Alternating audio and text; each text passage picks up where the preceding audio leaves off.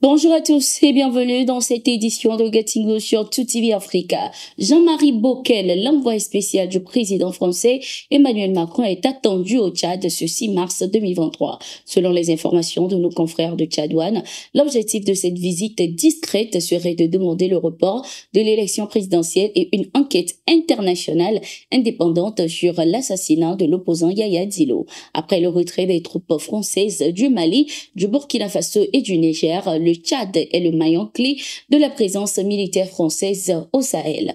Plus de 5 jours après les événements qui ont secoué le Tchad et causé la mort de plusieurs personnes le 28 février 2024, la France reste toujours silencieuse. Cette attitude de deux poids, deux mesures de la France est vivement critiquée par les analystes sur le continent. Ils estiment que si le Quai d'Orsay continue donc de soutenir le clan Déby au Tchad, c'est principalement afin de garantir la continuité de la présence militaire française au Sahel. La France a critiqué les coups d'État au Mali et au Niger et a posé des conditions qu'elle n'applique pas au Tchad. Ça peut être gênant politiquement et c'est horrible, a affirmé un analyste. Pour nos confrères de Tchad One, les autorités militaires tchadiennes menacent de se tourner vers un autre partenaire à la moindre pression de Paris.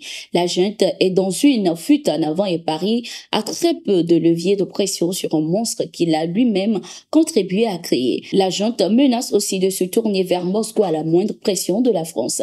Ce chantage ridicule pousse la France à soutenir contre vents et marées une dictature à bout de souffle, a écrit le média.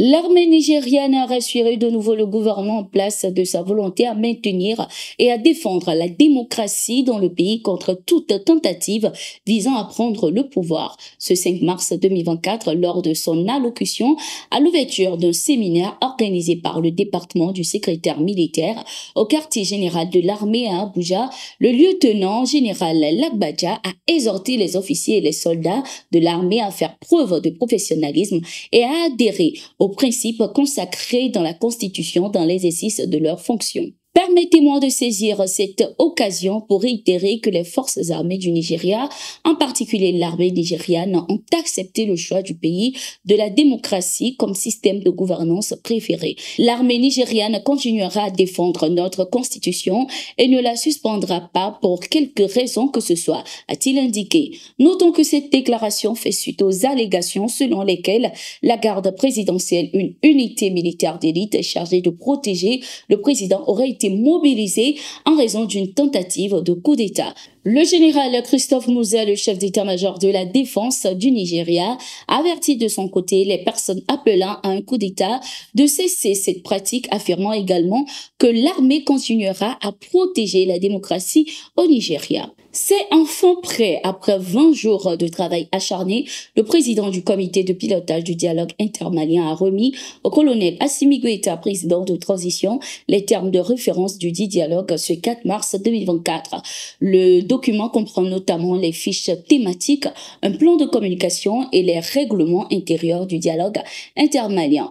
Vous aviez demandé de questionner sans complaisance notre société, de comprendre les causes apparentes et profondes des conflits qui l'assaillent, de nous adonner à un exercice d'autocritique et de vérité. Vous aviez aussi demandé de créer les conditions favorables à un dialogue franc et sincère entre les Maliens de manière inclusive afin que nul ne se sente exclu, a souligné le président du comité de pilotage. Ousmane Issoufou Maïga, par la même occasion, affirmé avoir observé, écouté et compris pendant un mois les doutes, les suspicions et les colères des uns et des autres. Il a également souligné qu'il y a lieu de montrer des signaux forts pour briser la glace des méfiances et des craintes de l'autre afin de rétablir la confiance entre les Maliens.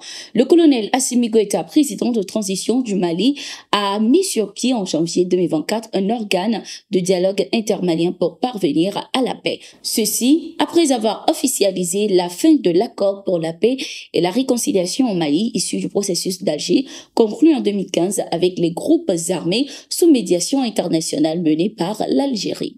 Au Burkina Faso, Ousmane Dangiana, le vice-président de la Banque mondiale pour l'Afrique de l'Ouest et du Centre à la tête d'une délégation, était chez le Premier ministre burkinabé Joachim Apollinaire de Tambela ce 4 mars 2024.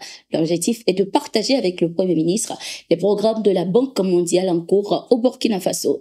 Ousmane Dangiana a par la même occasion laissé entendre que les échanges avec le chef du gouvernement se situent dans un partenariat dynamique entre la Banque mondiale et le Burkina Faso. Je ne suis pas seul à entreprendre cette visite. Beaucoup de partenaires sont convaincus qu'au Burkina Faso, il y a nécessité d'apporter un accompagnement technique et financier, a-t-il indiqué. La Banque mondiale, à travers ses investissements, veut renforcer le développement de l'agriculture, de l'élevage, de l'électricité, de l'éducation et de la santé au Burkina Faso. Toujours dans le cadre du renforcement de la coopération, le Niger se dit prêt à coopérer avec l'Italie. Lors d'une interview, le Premier ministre Ali Maman Lamine Zeine a indiqué que le Niger est en contact avec différents pays, dont l'Italie, en vue d'établir une coopération mutuellement bénéfique dans le domaine de la sécurité.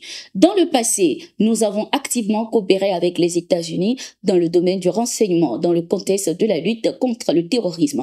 Mais je pense qu'il est possible d'aller plus loin.